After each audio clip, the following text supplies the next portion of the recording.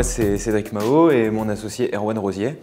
Donc on a monté Fly the Nest au début de l'année 2015 sur un constat assez simple, c'est que la plupart des entreprises et des petites startups qui se plantent aujourd'hui échouent essentiellement pour des raisons d'équipe, de motivation ou d'exécution.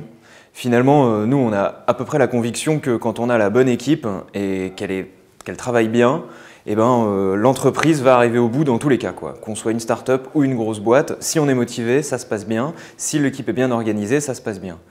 Du coup, on a monté Fly the Nest dans l'idée d'aider les startups à travailler un sujet qui est la collaboration, qui est un sujet qui finalement n'est pas si facile et qui se travaille à travers plusieurs axes. Le premier étant la vision, donc la vision de l'entreprise, là où on va, le partage avec les employés.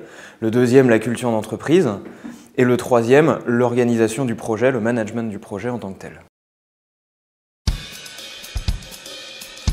Pour moi, être entrepreneur en 2016, c'est avant tout s'engager pour le changement du monde. Aujourd'hui, on a une époque où il y a un énorme changement au niveau du numérique et on ne s'en rend pas encore compte de toutes ces implications.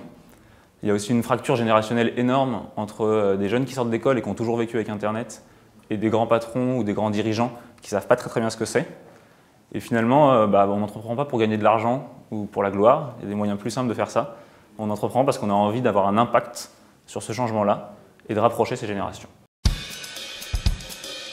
Peut-être ce serait plutôt globalement pour les équipes. Aujourd'hui, quand on est patron d'une start-up ou patron d'une entreprise, si on invite ses employés à boire un verre, finalement, il vaut mieux qu'on le fasse passer comme un rendez-vous commercial plutôt que comme un rendez-vous d'équipe. Alors que, honnêtement, est-ce que rendre ses employés heureux et faire une bonne ambiance dans une équipe, c'est pas important?